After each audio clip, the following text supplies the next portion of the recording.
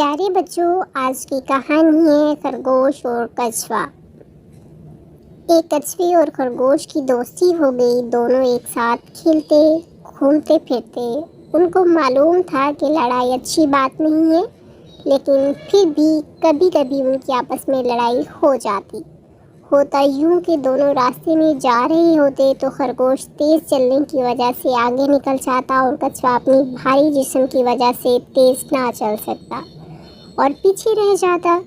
جس پر خرگوش اس کا مذاق اڑاتا۔ آپ کو تو معلوم ہے کسی کا مذاق اڑانا کتنی بری عادت ہے۔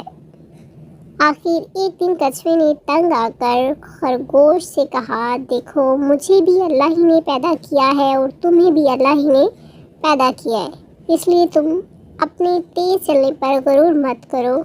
اللہ غرور کرنے والوں کو پسند نہیں کرتا۔ اگر تم کو اپنے تیز چلنے پر غرور ہے تو آؤ ہم دونوں مقابلہ کرتے ہیں۔ خرگوش بھی مقابلہ کے لیے تیار ہو گیا۔ مقابلہ شروع ہوتے ہی خرگوش تیزی سے آگے کی طرف بھاگا۔ کافی دور نکل جانے کے بعد اس نے سوچا کہ کچھوا تو بہت دیر کے بعد یہاں پہنچے گا، جب تک میں کچھ آرام کر لوں۔ یہ سوچ کر وہ ایک درخت کے نیچے سو گیا۔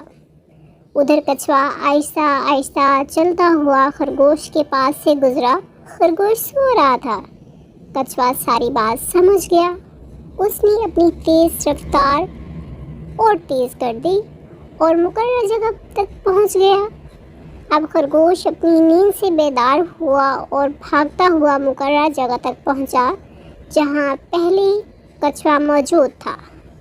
خرگوش کو بہت شرمندگی ہوئی اور اس نے غرور کرنے سے توبہ کر لی اور کچھوے سے معافی مانگی۔ کچھوے نے بھی اسے معاف کر دیا۔ دوستو، ہمیں کسی کا مذاق نہیں اڑانا چاہیے۔